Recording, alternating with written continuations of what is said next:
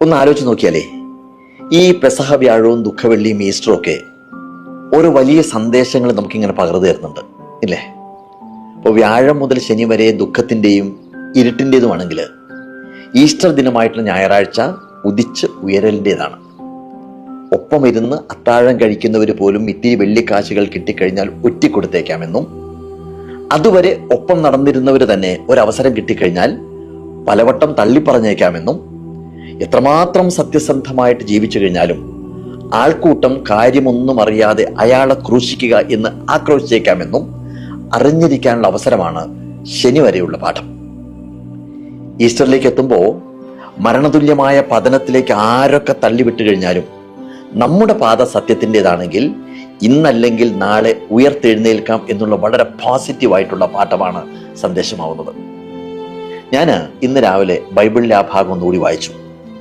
യേശുവിനെ പിലാത്തോസിന്റെ മുന്നിലേക്ക് കൊണ്ടുവരുന്നൊരു ഭാഗമില്ലേ, അത് പിലാത്തോസ് ജനങ്ങളെയെല്ലാം ഒന്നിച്ചു വിളിച്ചു കൂട്ടിയിട്ട് അവരോടായിട്ട് പറഞ്ഞു, ജനത്തെ വഴിപിഴപ്പിക്കുന്നു എന്ന് പറഞ്ഞ് നിങ്ങൾ ഇവനെ എൻ്റെ മുന്നിലേക്ക് കൊണ്ടുവന്നു.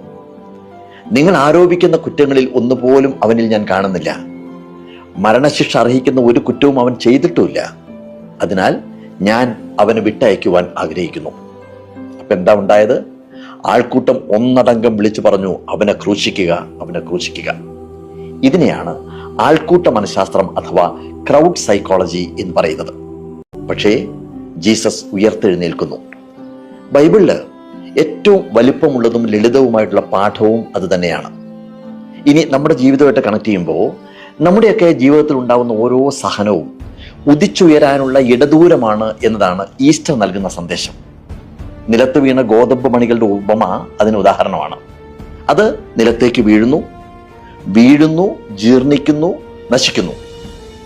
എന്നിട്ടും പുതിയ നാമ്പുകൾ മുളയ്ക്കുകയാണ്, പിന്നെ വളരുകയാണ്. അങ്ങനെ 1000 ഗോതമ്പ് മണികൾ ഉയർത്തെഴുന്നേൽക്കുമ്പോൾ അത് ഒരു കൊയ്ത്തുത്സവമായിട്ട് മാറുന്നു. അതായത് സിമ്പിളായിട്ട് പറഞ്ഞു കഴിഞ്ഞാൽ ഒരു സഹനവും അവസാനത്തേതല്ല, ഒരു വീഴ്ചയും വീണ്ടും എഴുന്നേൽക്കരുത് എന്ന് പറയുന്നില്ല. അതുകൊണ്ട് ആരൊക്കെ അടിച്ചമർത്തി കഴിഞ്ഞാലും, ആരൊക്കെ വേദനിപ്പിച്ചാലും, ആരൊക്കെ അസ്വാതന്ത്ര്യത്തിന്റെ കുരിശിൽ തറച്ചാലും ഉയർത്തെഴുന്നേൽക്കുക. നാളെ നമ്മുടെ കടുകുപാടവും പൂത്തുലയാതിരിക്കുകയില്ല എന്നുള്ള കാര്യം മനസ്സിലെപ്പോഴും പറഞ്ഞുകൊണ്ടിരിക്കുക.